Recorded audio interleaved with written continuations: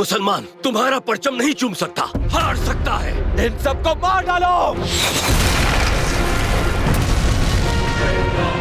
औरतों की हिफाजत करो। सलाहुद्दीन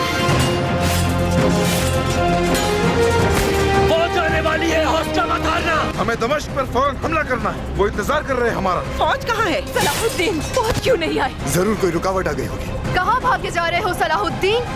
आज तुम्हें मौत आ जाएगी। वो जो जुल्म करते हैं उन लोगों के ऊपर आज़ाब नाज़िल होगा।